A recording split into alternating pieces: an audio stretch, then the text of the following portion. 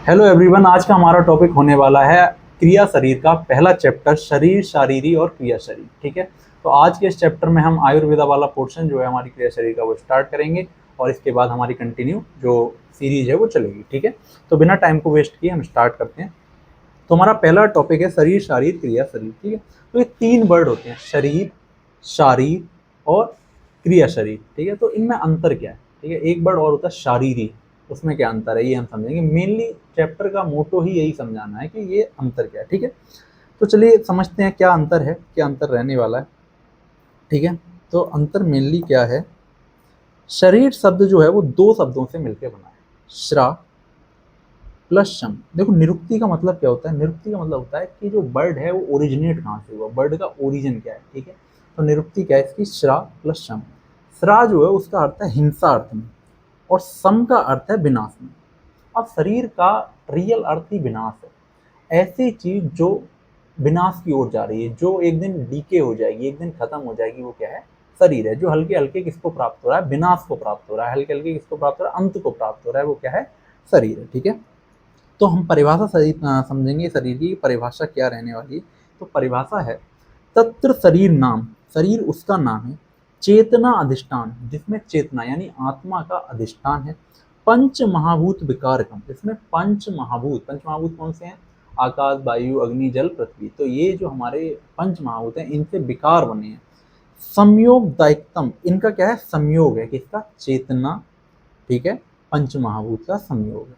समयोग वाही मतलब क्या है? सब मिलकर ये काम कर रहे हैं। समयोग वाही मतलब सब मिलके बहन का प्रक्रिया चल रही। समयोग वाही, सम, योग और वाही। ठीक है, क्या क्या बात हुई? जिसमें चेतना का अधिष्ठान हो, जो पंचमहाभूत के विकारों के समुदाय से निर्मित हो, दो धातु एवं मलों को साम्यावस्था या संयोग में रहने वाला शरीर कहलाता है। अब दोष क्या होते हैं, धातु क्या होते हैं, मल क्या होता है, ये अभी हम समझेंगे।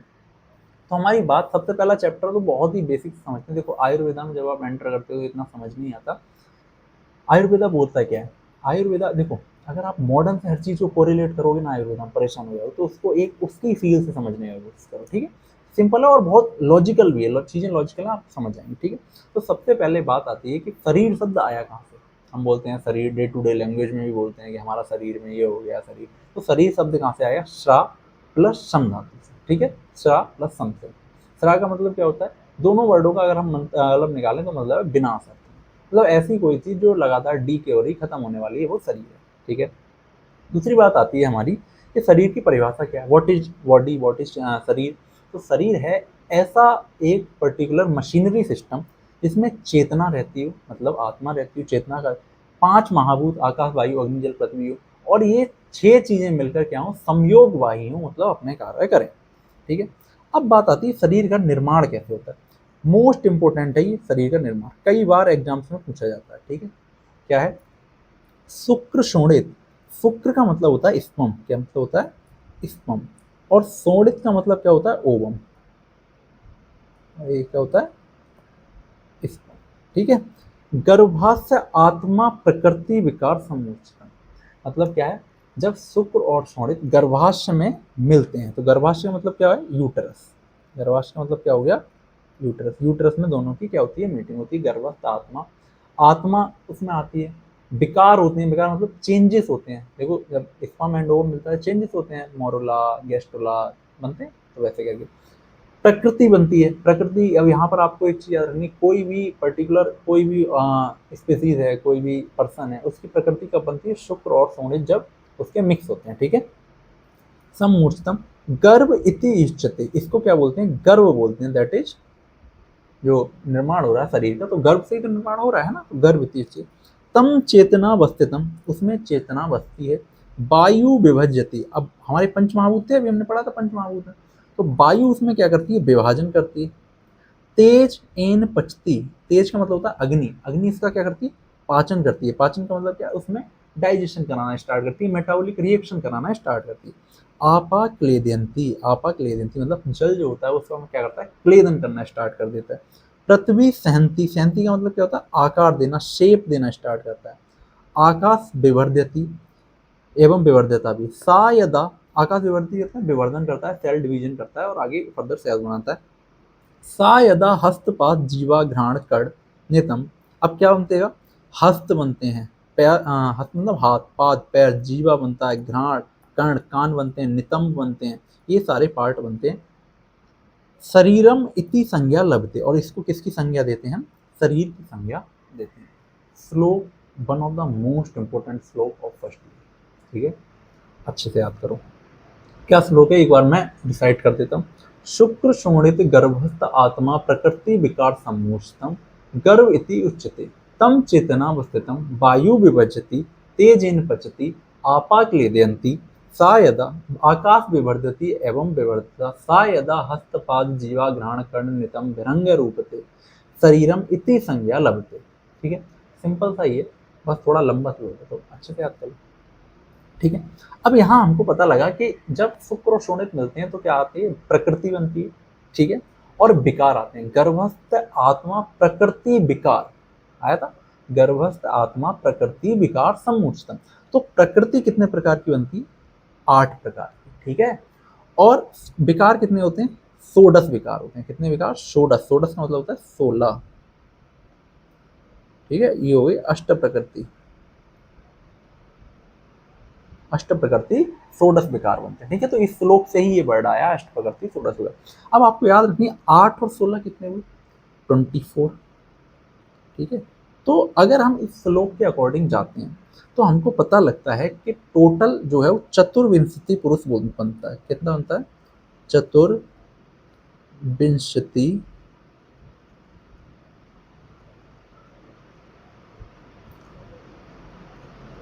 पुरुष। चतुर्विंशति पुरुष का क्या होता है, निर्माण होता है। तो पुरुष भी अब डिफरेंट टाइप के होते हैं। हम बोल सकते हैं, अगर हम बोलें कि एक पुरुष है, इसमें 5 महाभूत हैं, बिल्कुल सही है। ठीक है, केवल 5 महाभूत से होना है। एक हम कहें 5 महाभूत है, एक आत्मा है, 6 हो गए, ये भी सही है। तो ये इस वाले श्लोक के अकॉर्डिंग जो पुरुष बना, जिसका निर्माण हुआ, जो गर्भ बना, वो क्या बना, चतुर्विंशति बना, मतलब 24 टाइप ऑफ एलिमेंट से मिलकर बना। ठीक है, अब हमारे जो पंच महाभूत हैं उन्होंने क्या क्या काम किया ये भी समझो। तेज ने क्या, देखो वायु ने क्या किया, विभाजन किया, मतलब डिवीजन किया। क्या किया, डिवीजन किया, सेल डिवीजन होता है ना। पाचन मतलब क्या किया, अग्नि ने किया मेटाबॉलिज्म। क्या किया बेटा, मेटाबॉलिज्म। ठीक है, जल ने क्या किया, द्रव्यविभाजन। द्रव्यविभाजन मतलब लिक्विफिकेशन, उसमें जो लिक्विड आया वो किसकी वजह से आया, जल की वजह से, तो लिक्विफिकेशन। आकार मतलब शेप, किसने दिया, अर्थ ने। ठीक है, और अवकाश मतलब क्या होता है, उसमें प्रॉपर स्पेस क्रिएट किया, कैविटीज क्रिएट की। ठीक है, तो अवकाश प्रदान करने का मतलब कैविटी फॉर्मेशन। देखो भाई, आपने अगर पढ़ा हो तो सबसे पहले एक स्टेज बनती है 16 सेल स्टेज मोरुला। ठीक है, 32 सेल। फिर ये जो होती हैं ये सारे क्या चले जाते हैं, कॉर्नर पे चले जाते हैं और बीच में एक स्पेस क्रिएट करते हैं, है ना।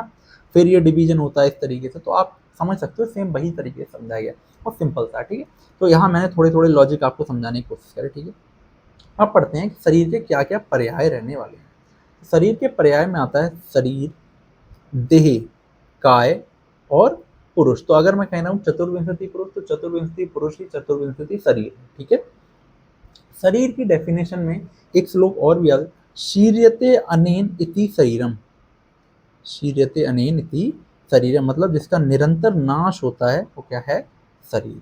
ठीक है, अब यहाँ पर हम पढ़ते हैं कि हमारे देखो 3 वर्ड थे, मैंने अभी आपको बोला था। यहाँ देखो शरीर, देख रहा है, तो शरीर, शारीर और क्रिया शारीर। ठीक है, तीनों में अंतर क्या होता है, शरीर समझ में आया, शरीर पूरा समझ में आया, क्या बॉडी था, कैसे बना, क्या उसका प्रोसीजर रहा। ठीक है, अब है शारीर वर्ड कहाँ से, तो शारीर जो वर्ड होता है, देखो यहाँ मैंने लिखा भी, देखो शरीर का मतलब हो गया बॉडी, शारीर का मतलब है ग्रंथ। क्या है, ग्रंथ।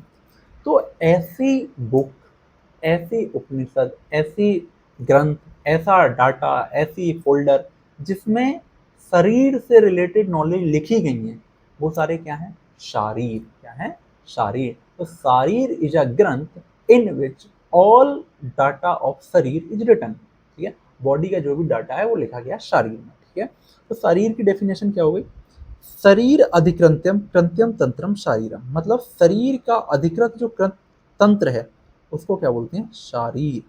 ठीक है, तो शारीर क्या हुई, एक बुक हो गई, इसमें सारा लिखा गया है किसके बारे में, शरीर के बारे में। तो शरीरी क्या है भाई, शरीर हो गया शरीरी। ठीक है, शरीरी क्या, शरीरी का मतलब होता है आत्मा, कॉन्शियसनेस। क्या मतलब होता है, कॉन्शियसनेस, जो किसमें रहती है, हमारे शरीर में रहती है। तो शरीर में रहने वाला कौन हो गया, शरीर। ठीक है, अब बात आती है शरीर में है क्या, पंच महाभूत प्लस आत्मा। ठीक है, अब शारीर की बात करें, शरीर तो ये हो गया, शारीर कौन कौन से हो गए, रचना शारीर और क्रिया शारीर। तो रचना प्रतिपादकम शरीरम रचना शरीरम,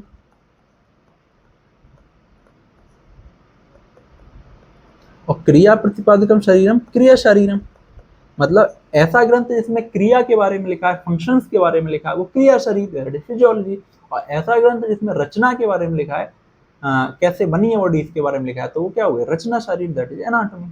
ठीक है, आया समझ। तो क्रिया प्रतिपादकम शरीरम क्रिया शरीरम, रचना प्रतिपादकम शरीरम रचना शरीरम। ठीक है, ये मैंने लिख दिया श्लोक। ठीक है, याद रख सकते हो, अच्छी बात है। अब आयुर्वेद में क्रिया शरीर का क्या महत्व रहने वाला है, ये समझते हैं कि what is the importance of Kriya Sharir, and also we learn what is the importance of physiology. देखिए, एक नॉर्मल टर्म में समझते हैं कि हमारे पास कोई पेशेंट आता है, तो हम कैसे पता करेंगे कि वो पेशेंट, भाई इसको प्रॉब्लम है, क्या प्रॉब्लम है, मतलब फीवर आ रहा है। फीवर कैसे आ रहा है, फीवर आने के डिफरेंट डिफरेंट फिनोमेना है आपकी बॉडी में। जैसे मैं बोलूँ एनीमिया होगा, क्या एनीमिया कैसे पता करेंगे हम, आरबीसी का काउंट कम हो गया है ना, या आरबीसी का काउंट तो ज़्यादा हो जाता है, क्या बोलते हैं, एरिथ्रोपिनिया हो गया है ना। तो यहाँ क्या मतलब हुआ कि हमको जब नॉर्मल फंक्शन पता होंगे तब ना हम हाइपो हाइपर को पता कर पाएंगे, बीमारियों को पता कर पाएंगे। तो physiology is the study in which we study the normal functioning of the body. ठीक है, and pathology is the study in which we study hypo या hyper activity of body reaction. ठीक है, तो क्या बात आई कि फिजियोलॉजी क्या है, नॉर्मल फंक्शन को स्टडी करना। तो क्रिया शरीर क्या हो गया, क्रिया शरीर वो है जिसमें हम शरीर में जो निरंतर होने वाली क्रियाएं हैं उनको समझते हैं, और निरंतर क्रियाएं जो हो रही हैं उनसे अगर अपोजिट या चेंज क्रियाएं होती हैं तब हम उसको अलग ग्रंथ में पढ़ते हैं। तो इम्पोर्टेंस क्या है कि हमको जब तक नहीं पता होगा इसके बारे में, तो हम बीमारी के बारे में कैसे पता करेंगे। ठीक है, तो ये एक्स्ट्रा इंपॉर्टेंस है। अब आप इसको कैसे लिखना चाहते हैं अपनी लैंग्वेज में अच्छे से यहाँ पर लिख लीजिएगा। ठीक है, लिखने का तरीका क्या है, जैसे मैं एक एग्जांपल देता हूँ, जैसे हीमोग्लोबिन। हीमोग्लोबिन का हमारे में लेवल जो होता है कितना होता है, 16 तक होता है, 12 से 16। अब अगर ये 10 है तो ये तो क्या होगी, फिजियोलॉजी। आपको पता है भाई ये ऑक्सीजन कैरी कर रहा है, फिजियोलॉजी हो गई। क्रिया शरीर हो गया, क्या हो गया, क्रिया शरीर। ये एग्जाम्पल लिख सकते हो आप अगर एग्जाम में। और अगर ये हो गया 5 या 7 हो गया तो ये क्या हो जाएगा, पैथोलॉजी हो जाएगा, है ना, तब अलग बीमारी हो जाएगा। आया समझ में। तो लिखने का तरीका है, क्रिया शरीर के कारण स्वास्थ्य का ज्ञान होता है, ज्ञान होता है जिस कारण से हम अस्वस्थ का पता लगा सकते हैं, जिस कारण हम अस्वस्थता को समझ सकते हैं, अस्वस्थता को समझ सकते हैं। ऐसे करके आप लिख सकते हो। ठीक है, अब आते हैं 3 दोष। ठीक है, देखो आयुर्वेद इज ऑल अबाउट 3 दोष, 3 दोष, 3 दोष जो भी है। ठीक है, आयुर्वेद में मेनली 3 दोषों के बारे में बताया गया है। कौन कौन से, बात, पित्त और कफ। बात पित्त कफ जब आप पढ़ेंगे तो आपको समझ में आएगा कि यही 3 जो है वो मेनली बॉडी को बनाते हैं। ठीक है, अब दोष का मतलब आप normal day to day language समझते हैं, दोष मतलब ऐसी चीज जो बीमार करेगी। तो ऐसा कुछ नहीं, बॉडी को बनाने वाले ही दोष हैं। अब वो हाइपो या हाइपर हो जाएंगे तब बीमार हो जाएंगे आप, नॉर्मल कंडीशन में जो है तब बीमारी नहीं है। तो दूष्यंती इति दोषा, दूष्यंती इति दोषा मतलब जो दूषित करता है वो क्या है, दोष है। ठीक है, कौन कौन से दोष होते हैं, 2 टाइप के होते हैं, शारीरिक दोष और मानसिक दोष। ठीक है, शारीरिक दोष में आते हैं आपके बात, पित्त और कफ, और मानसिक दोष में आते हैं आपके रज और तम। ठीक है, अब है 3 गुण, जैसे 3 दोष होते हैं, बात पित्त कफ। आप बोलोगे हाँ 3 दोष, 2 दोष बताइए तो मानसिक। आप हमेशा अगर त्रिदोष आपसे पूछा जाएगा तो आप ये ज्ञान ध्यान दें, लेकिन यही वाले लिखें, शारीरिक दोष। कोई दोष पूछता है तब भी मेन शारीरिक दोष ही बताने होते हैं, मानसिक दोष कुछ नहीं होता। कुछ नहीं होता मतलब होता है लेकिन बताना नहीं होता। ठीक है, त्रिगुण, 3 गुण का मतलब क्या होता है, देखो जैसे 3 दोष हैं उसी के बेस को रख के 3 गुण बनाए गए। कौन कौन से 3 गुण, सत्व, रज और तम। क्या क्या बनाए गए, सत्व, रज और तम। सभी चेतन एवं अचेतन सृष्टि सत्व, रज एवं तम से उत्पन्न हुई है। सम अवस्था में ये प्रकृति का निर्माण करते हैं, त्रिगुण ही प्रकृति के उत्पादन है। ठीक है, अगर इस समावस्था में रहेंगे तो क्या करेंगे, प्रकृति का निर्माण करेंगे, और विषम अवस्था में रहेंगे तो क्या करेंगे, फिर बीमारियां बनाएंगे। ठीक है ना। इन्हीं त्रिगुण सत्व रज तम के कारण मन सात्विक, राजसिक और तामसिक 3 प्रकार का होता है। तो 3 गुण हो गए सत्व रज तम, उन्हीं के कारण 3 टाइप का मन हो गया, सात्विक मन, राजसिक मन और तामसिक मन। देखो, सात्विक मन है कांस्टेंट, मस्त एकदम खा रहे हैं पी रहे हैं, मतलब एकदम संत वाला दिमाग। ठीक है। राजसिक मन कौन सा है, क्रोध, लोभ, जितने राजाओं वाले हैं राज। तामसिक मन कितना है, गरीबी, दरिद्रता, रोना, हर टाइम चिल्लाना, ये सब क्या है, तामसिक लक्षण है ना। तो सात्विक, राजसिक, तामसिक, ये 3 टाइप का मन होता है। ठीक है। तो सत्व क्या है, सत्य क्या है, प्रकाश का ज्ञान कराता है। किसका, प्रकाश का ज्ञान कराता है, आपको प्रकाश का ज्ञान होता है, आपको चीजें पता लगती हैं, है ना। रज क्या है, प्रवृत्ति, चेष्टा है, चेष्टा मतलब उत्सुकता है जानने की, चीजों को समझने की उत्सुकता, मतलब राजाओं वाला नेचर है ना, राजा उत्सुक होते हैं तो राजाओं वाला नेचर। और सत्व रज का नियमन करता है कौन, तम, मतलब इंक्रीज और डिक्रीज, अगर इंक्रीज हुआ तो तम और डिक्रीज हुआ तो वो, इंक्रीज हुआ तो तम और डिक्रीज, सॉरी, अगर तम इंक्रीज हुआ तो बिल्कुल खत्म, और डिक्रीज अगर होता है तो सत्य में जाएंगे। ठीक है। अब आते हैं हमारा अगला जो कंसेप्ट है पंच महाभूत। मैंने आपको कुछ नहीं, इस चैप्टर में बहुत बेसिक बेसिक चीजें मैं आपको बताते हुए चल रहा हूँ, क्या है हमारा आयुर्वेदा, क्या होता है, शरीर, शारीर, शरीरी में अंतर क्या है ना, वो सब चीजें बता रहा हूँ। आगे चैप्टर्स में आप बहुत अच्छी चीजें समझेंगे। ठीक है।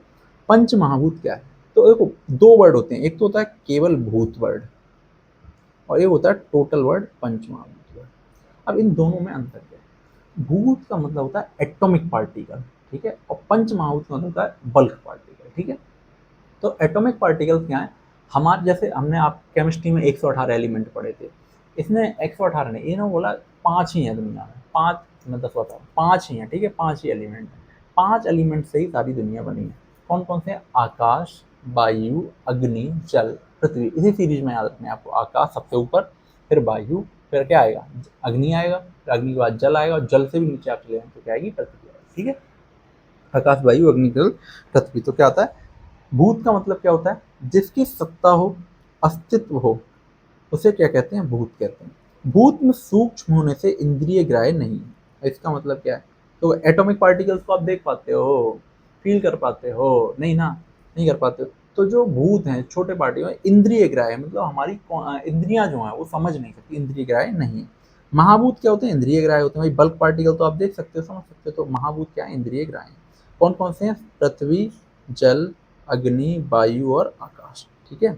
आकाश, वायु, अग्नि, जल, पृथ्वी, भाई याद रखना है, मैंने लिख गलत दिया। ठीक है। ये जब संयोग करते हैं तब क्या, सृष्टि निर्माण होता है, वियोग करते हैं तब क्या, सृष्टि विनाश होता है। ठीक है। तो इस तरीके से ये हमारा पंच महाभूत रहा। ठीक है। अब पंच महाभूत के क्या गुण हैं, पंच महाभूत आपको इतना इंपॉर्टेंट है, देखो पदार्थ विज्ञान आपका सब्जेक्ट है, पंच महाभूत पूछेगा उसमें। ठीक है।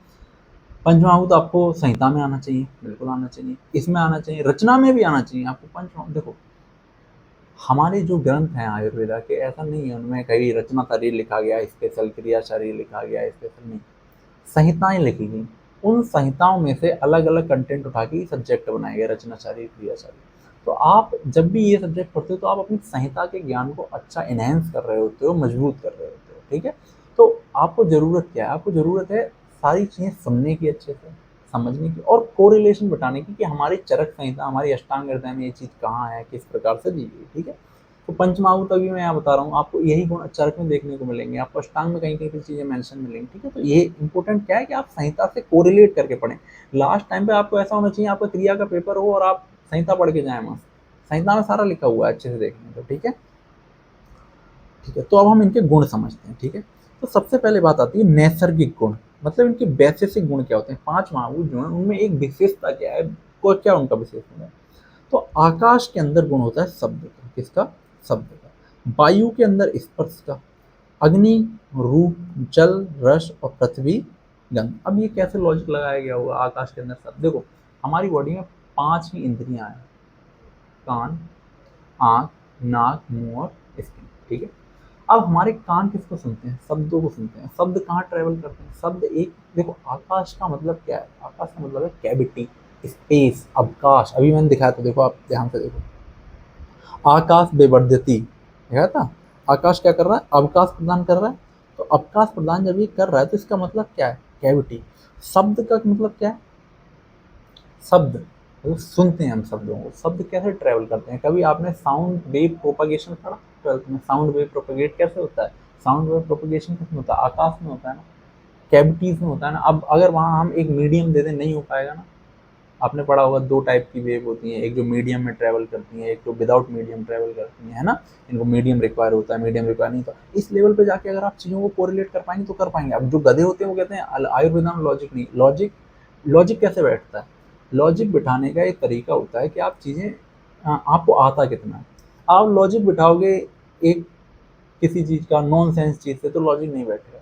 आप उस लेवल पे जाके चीज़ों को जब समझते हैं तो लॉजिक आने लगते हैं, ठीक है। तो आपका देखो, आप इस व्यू से समझने की कोशिश कभी मत करो कि मेरे को जाना है या कि इसका यूज करना है, क्या यूज रहेगा, दवाइयाँ कैसे दूंगा इससे नहीं। आप अपने अंदर एक चिल्लाओ, मैं एक नई चीज़ सीख रहा हूँ। हम कितनी सारी चीज़ें लाइफ में पढ़ते हैं, हम क्रिकेट देखते हैं, फुटबॉल देखते हैं, उसमें क्या क्या सीखते रहते हैं। क्रिकेट पिच की लंबाई होती है, 11 प्लेयर होते हैं, ये वो, उसका क्या यूज है, उससे रोटी मिलेगी, खाना मिलेगा नहीं, उससे क्या मिलता है, कुछ नहीं। सेटिस्फेक्शन, आपको सेटिस्फेक्शन मिल रहा होता है, आपको अच्छा लग रहा होता है। ऐसे ही आप इसको क्या है, एक इस तरीके से समझो कि हमको नई चीज़ सीखने को मिल रही है। ऐसे भी समझा जा सकता है चीज़ों को, है ना। ऐसे भी बॉडी, हमारी बॉडी किससे बनी है, 70% ऑफ वाटर से बनी है ना। अब मैं आपको बोलूँ कि 70% ऑफ वाटर से बनी है, इसमें देखने का प्रोसीजर कैसे क्रिएट हो गया, सुनने का प्रोसीजर कैसे क्रिएट हो गया, समझाओ मेरे को। पानी में ऐसा 70% वाटर है ना, तो पानी में ऐसा क्या हो गया कि वो सुनने लगा, वो समझने लगा। आप पे नहीं आएगा ना जवाब। तो इसका लॉजिक क्या है कि हमको ये चीज़ें समझनी होती, माननी होती है, इनको बिठाना होता है। हमको एक चीज़ ये रखनी होती है कि मैं समझ रहा हूँ, सीख रहा हूँ, नई चीज़ सीख रहा हूँ, है ना। तो यहाँ ये सब ज्ञान नहीं दूंगा मैं ज़्यादा। तो बहुत अच्छा बात ये है कि आप किस तरीके से चीज़ों को समझते हो, ये आपके ऊपर डिपेंड करता है। तो सबसे पहले आप अपना ये व्यू अच्छा करें, ठीक है। तो शब्द का ये लॉजिक मैंने आपको बताया कि शब्द कैसे ट्रांसफर होते हैं, तो आकाश की वजह से ट्रांसफर होते हैं one place to another place, ठीक है।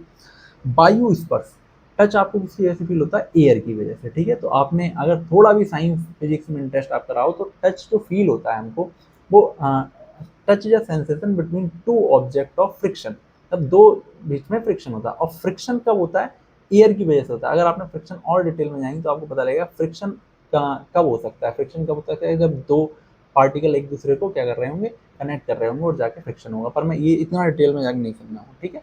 अग्नि मतलब रूप, तो आप कोई भी ऑब्जेक्ट देख पाते हो तो उसमें लाइट की प्रेजेंस होती है ना, और लाइट इज अग्नि, ठीक है। तो इस तरीके से समझ सकते हो।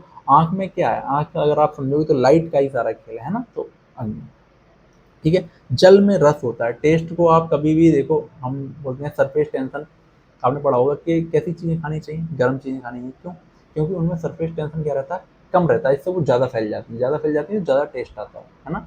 ज़्यादा टंग में हमारे होते हैं ना टेस्ट रिसेप्टर, तो ज़्यादा फैल, तो जल का लेना देना किससे हो गया यहाँ पे, जल ज़्यादा जगह गिरता है, जल में टेस्ट होता है, तो रस का किससे, जल से, ऐसे करके समझो। ठीक है, पृथ्वी का किससे हो गया, गंध से, ठीक है।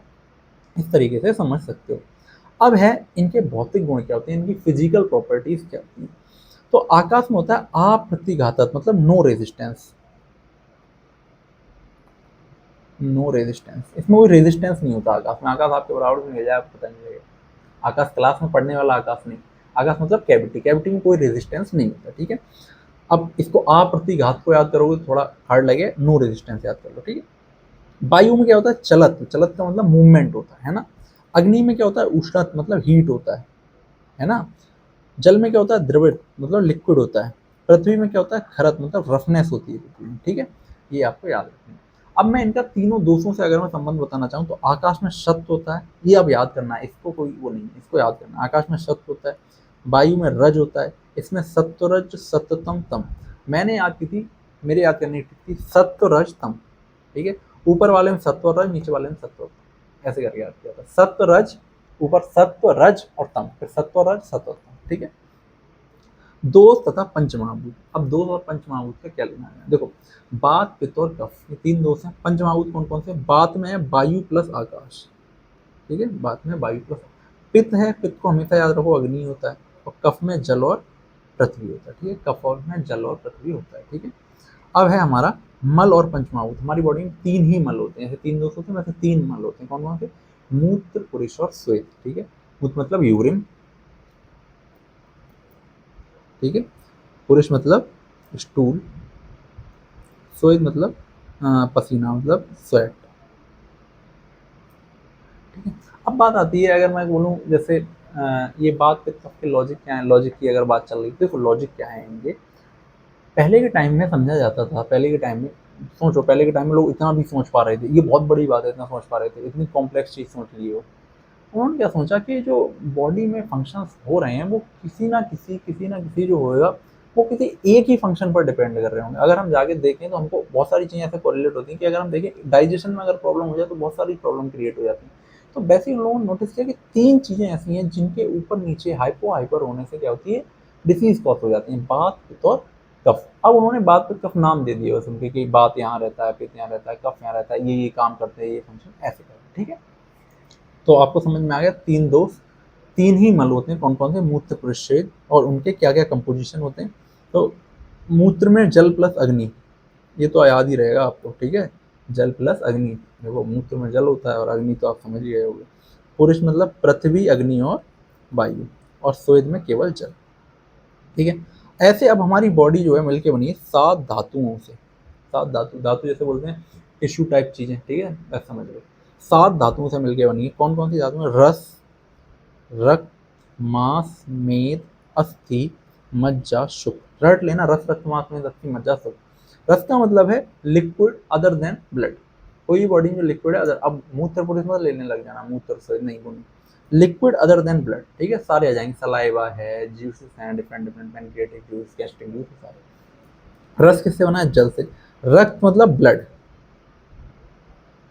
मांस मतलब आप समझिए होगी, मेद मतलब फैट, अस्थि मतलब बोन, मज्जा मतलब बोन मैरो, और शुक्र मतलब सेक्सुअल हार्मोन, ठीक है। तो किससे मिलके बने ये लिखा है, देखो रक्त बना है जल प्लस अग्नि से, मांस बना है पृथ्वी से, मेद बना है जल प्लस पृथ्वी से, मज्जा बना है पृथ्वी प्लस वायु से, जल जल, मज्जा और शुक्र जल। अब इनकी कोई ट्रिक नहीं है, ये आपको लर्न करने हैं और ऐसे लर्न करने हैं जैसे आपका नाम, ठीक है। ये आप एग्जाम में बहुत बार पूछे जाते हैं, तो एग्जाम पॉइंट ऑफ व्यू से ही लर्न करें, ठीक है। फिर है 3 गुण और पंचमहाभूत। अभी 3 गुण बनाए थे, सत्व रज तम। तो सत्व में पित्त, रज में वात और तम में कफ। तो ये हमारे 3 गुण है, पित्त, वात और कफ, ठीक है। 3 गुण है, कौन से? सत्व, रज और तम, और पित्त, वात और कफ। ऐसे याद कर लेना, पीवी के, ठीक है, और SRT। तो देखो याद करने की ट्रिक होती है, आपको याद रखनी ही पड़ेंगे, एग्जाम में पूछ जाएंगे तो, ठीक है। तो ये जो था ये आपने समझा, ये हमारा पहला चैप्टर था किसका? क्रिया शरीर का, ठीक है। इसके बाद हम सेकंड चैप्टर पढ़ेंगे।